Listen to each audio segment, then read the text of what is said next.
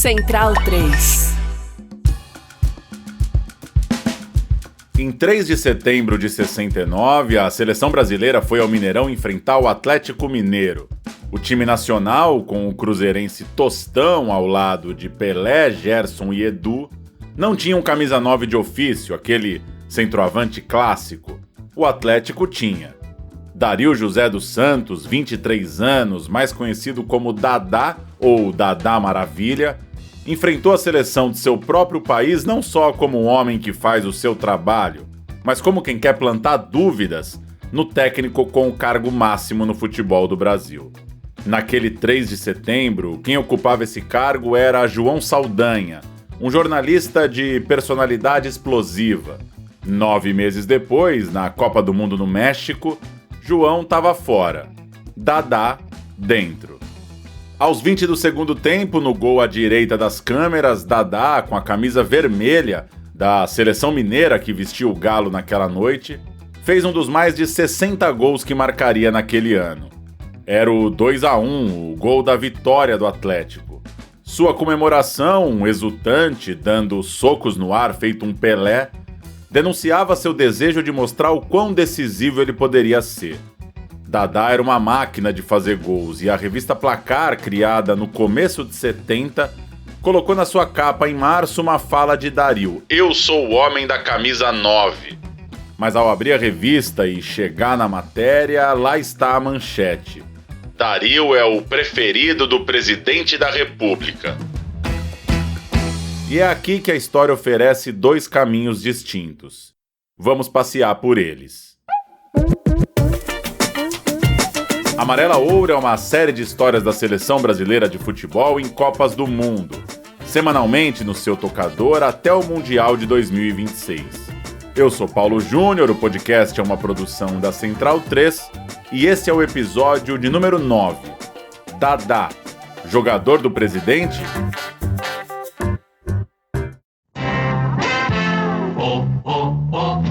Brasil, gente pra frente, construindo esta nação, com trabalho permanente, com firmeza e coração. 1969 é o ano que o governo militar coloca Médici na liderança do regime. Sabe aquele slogan, Brasil, ame-o ou deixe-o? Foi sob o governo, e aqui você pode colocar aspas na palavra governo, de Médici, um militar atento a mais do que slogans, porque entre todos os nomes que passaram pela cadeira presidencial naquele período, ele foi o mais interessado no futebol, inclusive interferindo na ideia de um novo campeonato nacional que já a partir de 71 ia servir para mostrar quem era o melhor time do Brasil. Também, claro, para agradar estados e municípios convenientes ao regime.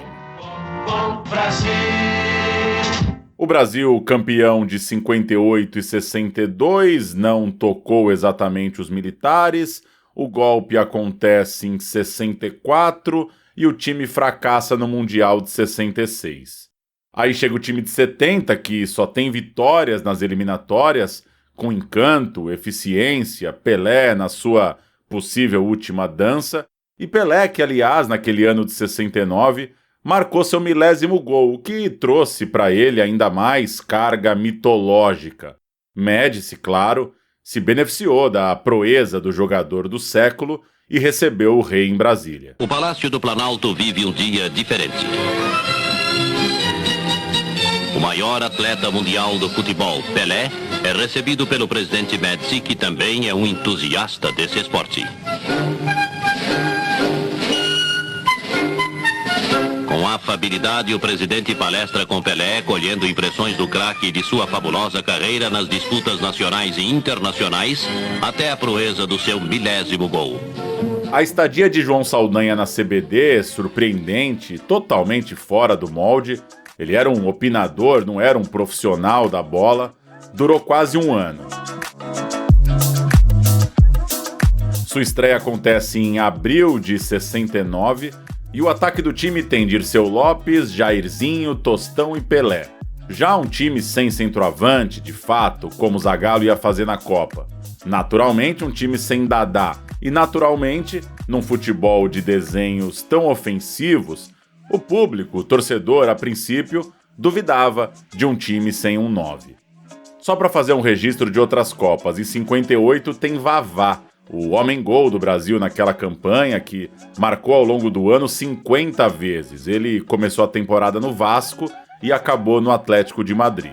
4 anos depois, ele era ainda esse cara no Brasil, agora no Palmeiras. Não fez tantos gols naquele ano, mas estava lá, era o finalizador de jogadas.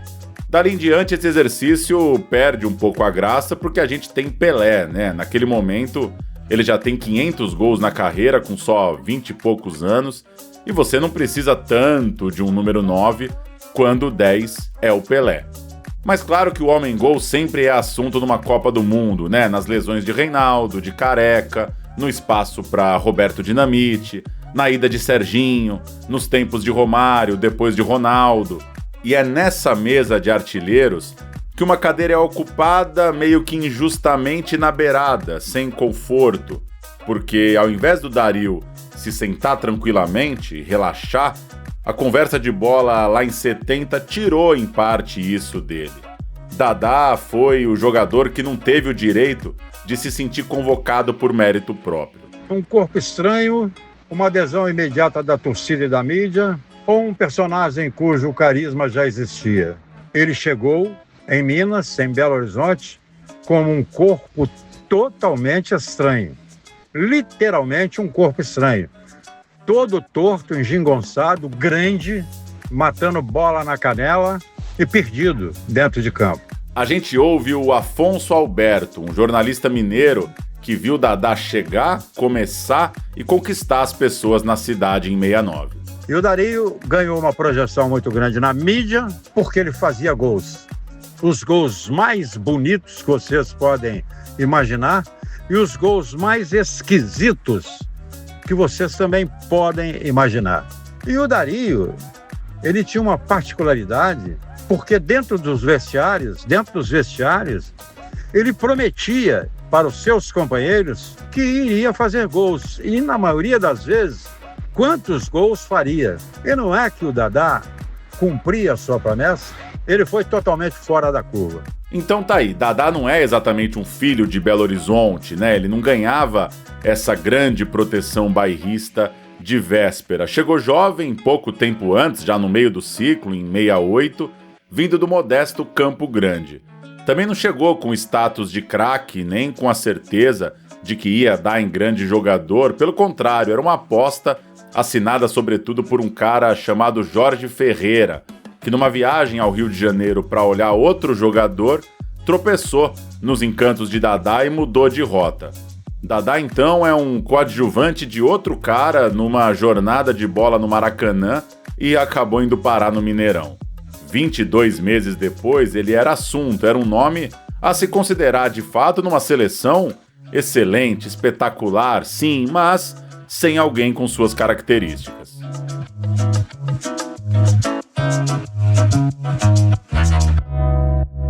Fevereiro de 70. A seleção do Brasil ainda não implodiu, mas o time do Saldanha está correndo um grande risco numa dupla de amistosos.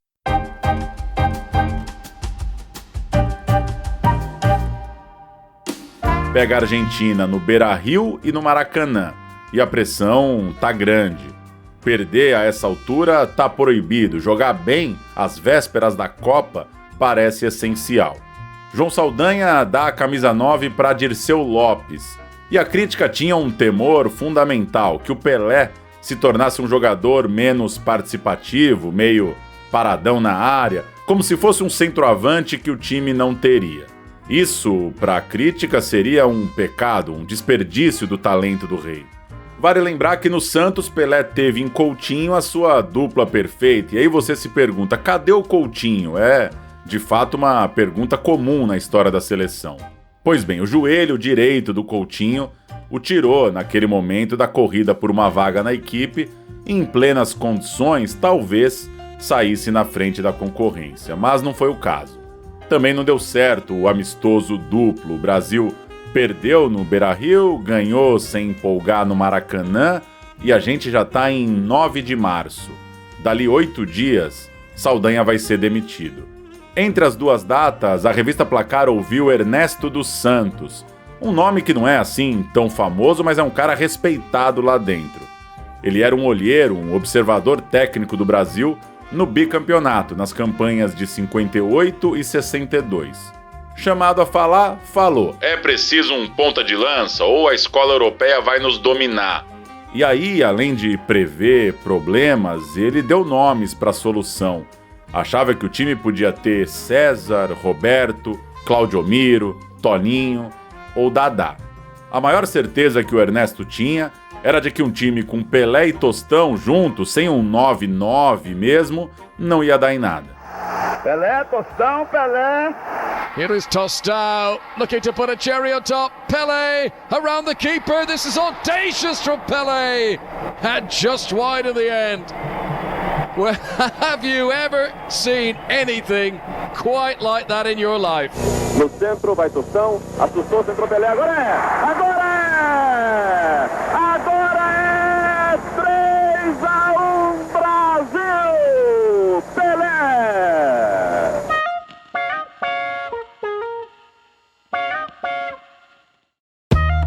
E olha, o zum zum zum, a discussão era forte em vários setores do campo. O capitão não era consenso, a zaga tinha debate, o gol tinha debate, o time inteiro estava em debate.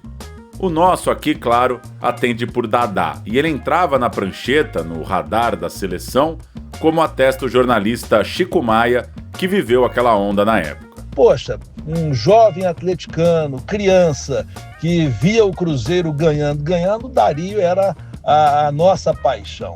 E quando saiu a notícia de que ele poderia ser convocado para a seleção brasileira, a euforia total. Eu me lembro mesmo, sendo muito novo na época, me lembro da euforia. O Galo vai ter um jogador na seleção brasileira, é Darío. Ninguém nem queria saber que questões estavam levando Darío a ser convocado, se tinha política, se não tinha.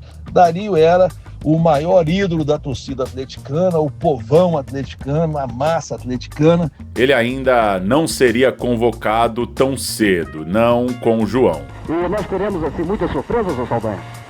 A seleção nacional já existe.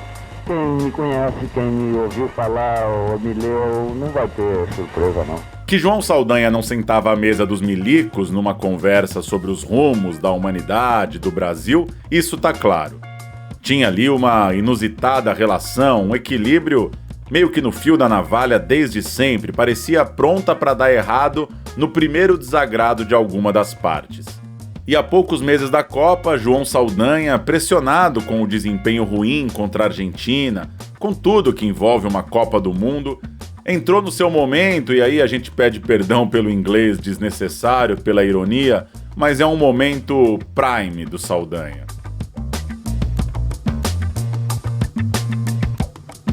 Ele expulsou um oficial de justiça da concentração e tomou uma queixa-crime por isso, chamou o médico do Santos de criminoso e foi processado por isso, teve reuniões seguidas com o presidente da CBD, o João Avelange, e soltou todos os cachorros possíveis, invadiu o Flamengo sem mais nem menos, armado, à procura do técnico Justrich, que tinha o chamado de covarde dias antes, e nessa incursão desequilibrada, ele agrediu 2 funcionários rubro-negros.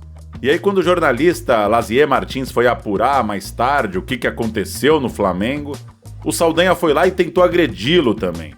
A gente deixa pra você pensar na cama se ele queria causar o que causou. Avelange, o supervisor da seleção, o Adolfo Milman, não encontravam mais quem defendesse Saldanha.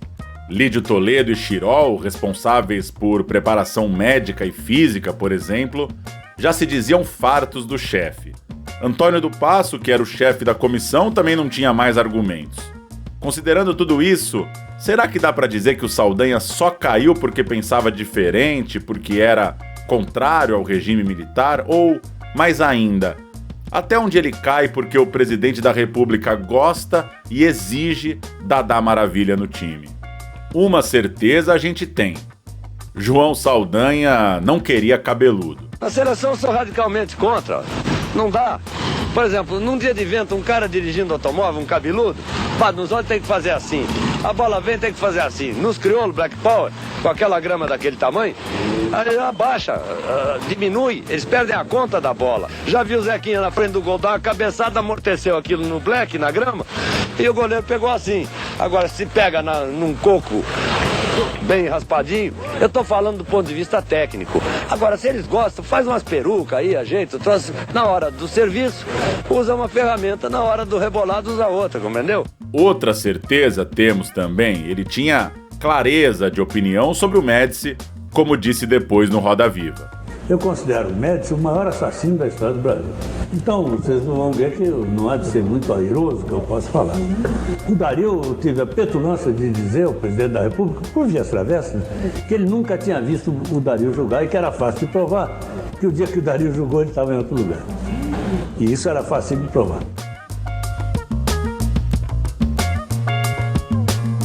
Ao futebol, lembra do Vavá, que a gente citou há pouco, 9 das Copas de 58 e 62? Pois bem, ele deu uma pausa na sua nova profissão de metalúrgico e topou dar uma entrevista. Falou a placar, e foi um nome de muito peso, claro, mais um, a dizer que Pelé e Tostão, sem um cara ali na frente, não tinha como funcionar.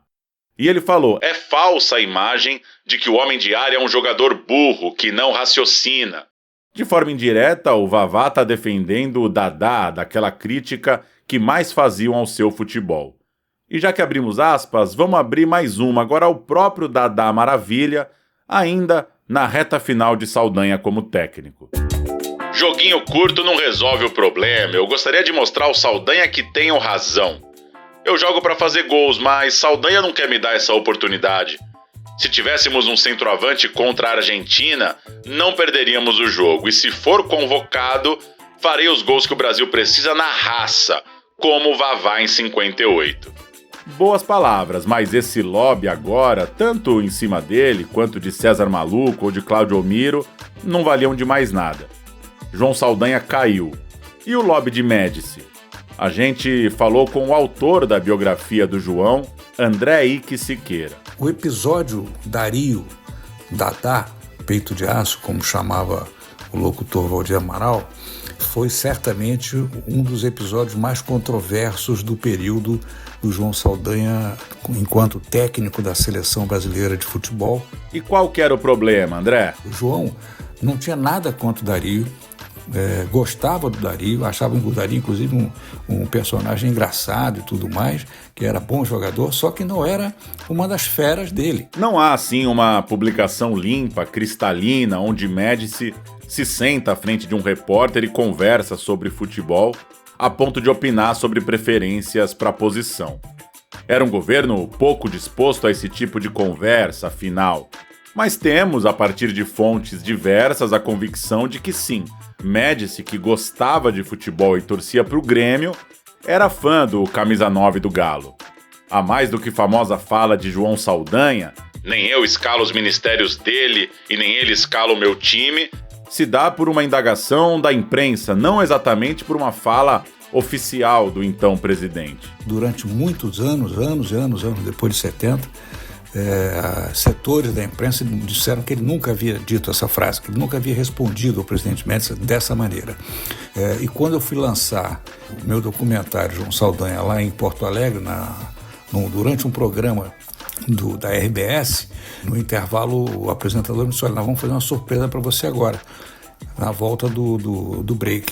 E aí era justamente o vídeo dessa entrevista, que depois eu inseri no meu filme e está no meu livro,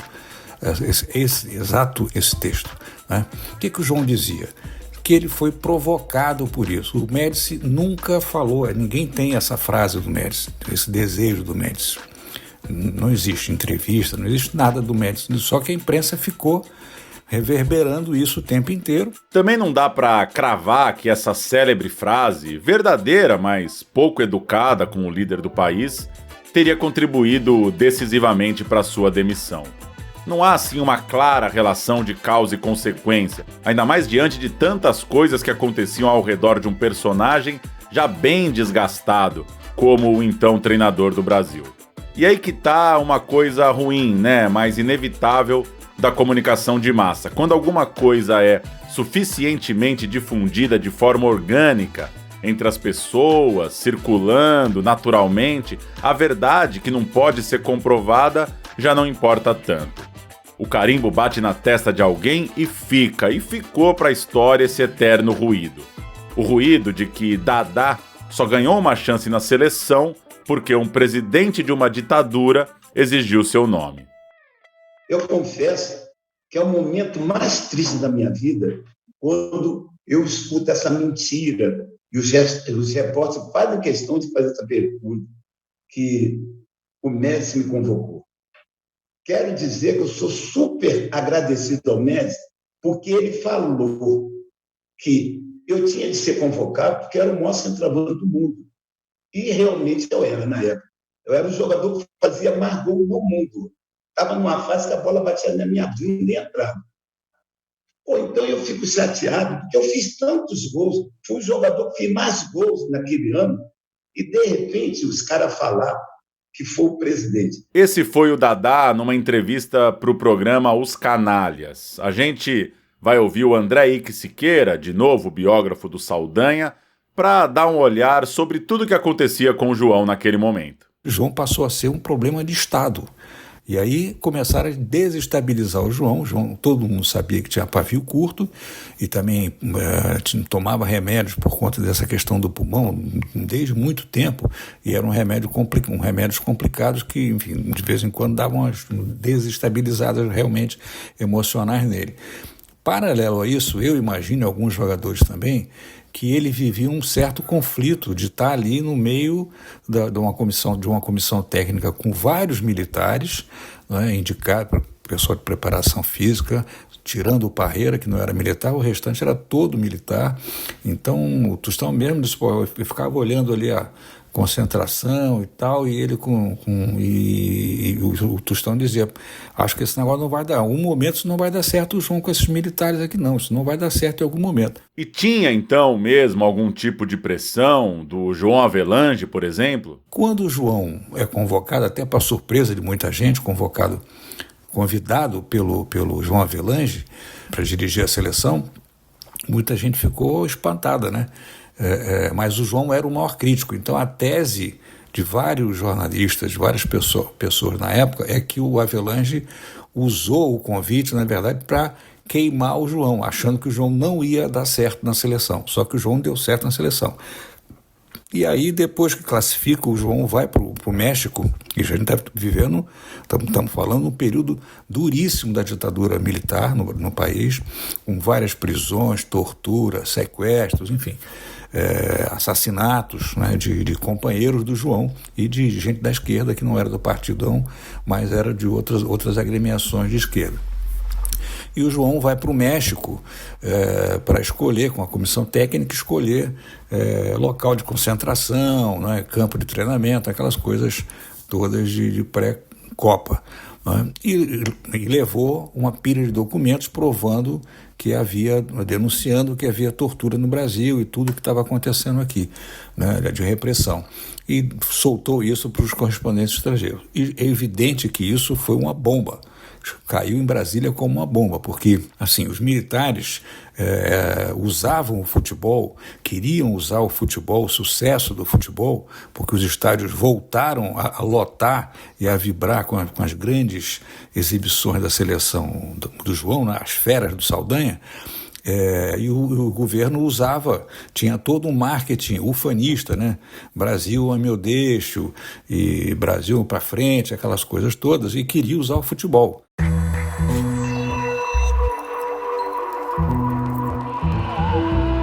Então temos o seguinte, a saideira do Saldanha em jogos oficiais é no dia 8 de março. O Zagallo vai estrear dia 22. No dia 14, no meio do caminho, um jogo treino com o Bangu, que termina em empate. Saldanha ainda está no time. Antônio do Passo pediu as contas para o Havelange logo depois, porque não aguentava mais trabalhar com o João sem medo. E aí começa toda aquela bagunça que a gente já citou. No dia 16, o presidente do Flamengo apresenta queixa-crime contra Saldanha pelo quiprocó de dias antes. O Saldanha vai dar seu último treino no dia 17, toda a pressão do mundo, ele ainda vai lá e coloca Pelé entre os reservas, sem grandes explicações, e naquela noite cai junto da sua comissão.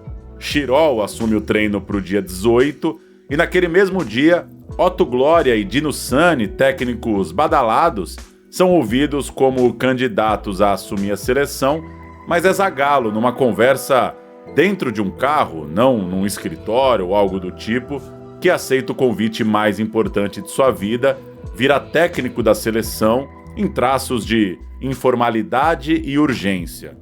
Dia seguinte, 19, Zagallo já dá o treino no Maracanã e recebe novos convocados que pediu às pressas.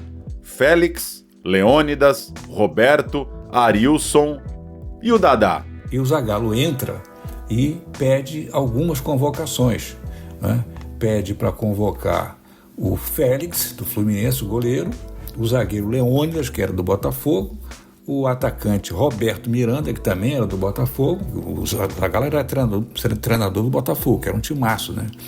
E convocou o ponto esquerdo Arilson e fez o que pediam, digamos assim, que foi convocar o Dario. Então tá, o Dadá tá convocado, mas não chegou a tempo. Ele vai desembarcar no Rio dia 20, antevéspera da estreia do Zagallo. O novo técnico fala à imprensa: tô convocando o jogador por causa dos gols, por ser um artilheiro. Ele chega a chamar a escolha por Dario de prêmio, algo merecido pelo futebol do centroavante. E se a gente analisar bem o discurso, vai sacar que o Zagallo quis dizer mais do que disse.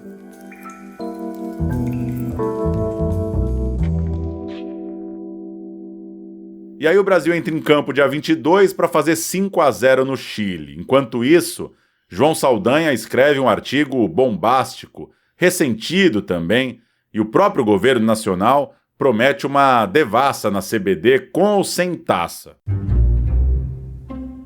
O Brasil, no quarto dia de Zagallo, não teve Dadá em campo, nem nesse, nem nos 2 jogos seguintes da preparação. Foi já no primeiro coletivo entre os reservas que o Dario fez 3 gols em 45 minutos, firmou a posição e ganhou uma chance, mas quando foi testado ao lado de Pelé, a mágica não aconteceu em campo. A primeira oportunidade, de fato, dele seria em 12 de abril, contra o Paraguai. Antes disso, um termômetro para a gente dar uma ideia do gosto popular. Uma pesquisa da revista Placar em 4 capitais dava 15% da preferência a Dadá. Tostão tinha 60%. Era, então, o preferido para ser o camisa 9, o que significava, em tese, que a torcida estava entendendo o time sem o centroavante mesmo.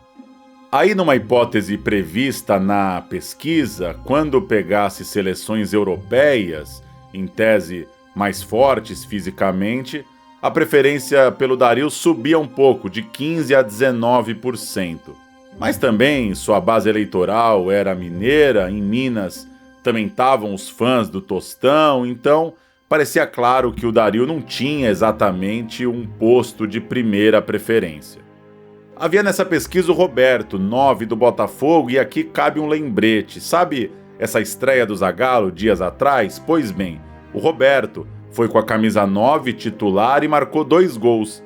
Mas no jogo seguinte, quando o Brasil pegou de novo o Chile, de novo como titular, o Roberto foi lá e agrediu o goleiro chileno logo no começo do jogo, sem necessidade alguma, deu uma solada feia, desproporcional, levou o vermelho, levou uma enxurrada de críticas e a CBD o suspendeu, deu uma geladeira no jogador.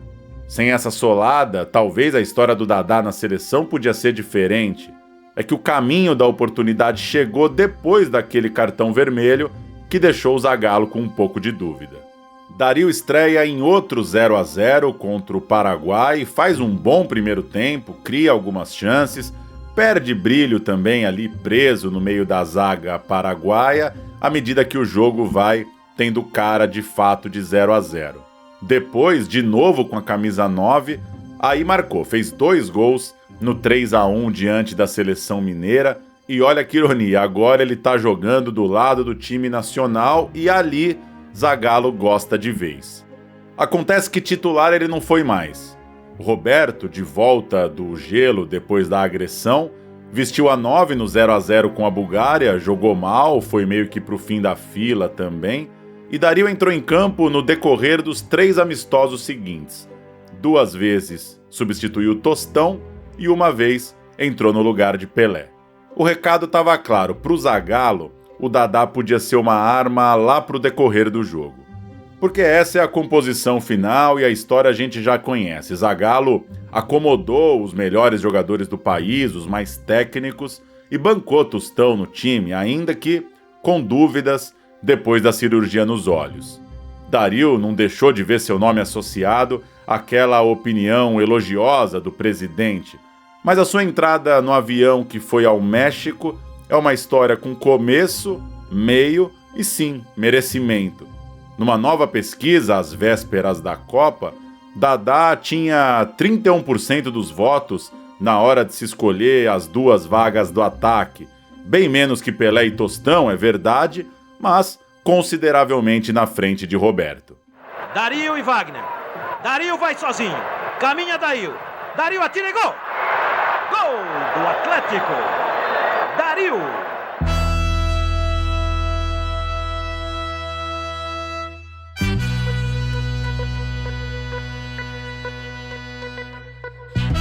O futebol da seleção brasileira é esse constante encaixe de circunstâncias e também uma pequena produtora de deformidades. Dirceu Lopes entrou em campo nesse episódio, mas não foi para a Copa, assim como Ademir da Guia. Em cada um ficou uma marca, uma explicação fácil, de timidez a lentidão, passando por concorrência lotada, bairrismo, política. Então se Dadá foi e pronto. Cada geração tem seus injustiçados, mas Darío precisou lidar com uma acusação prolongada que, no rigor dos fatos, não apaga o caminhão de gols que o levou até o Azteca para ver, ali de fora do gramado, o tricampeonato. Médici deixaria o governo poucos dias antes da Copa seguinte, em 74. Naquele momento, o novo campeonato nacional se engalfinhava com os clubes, tinha os times desfalcados por conta da preparação rumo a um tetracampeonato que só chegaria bem depois, já com os militares fora do poder. João Saldanha voltou à profissão de jornalista, da qual a CBD um dia o tirou. Morreu, ironicamente, trabalhando logo numa Copa do Mundo, em 90, em Roma, enviado pela TV Manchete. Já Dadá Maravilha não jogou 1 minuto naquela Copa.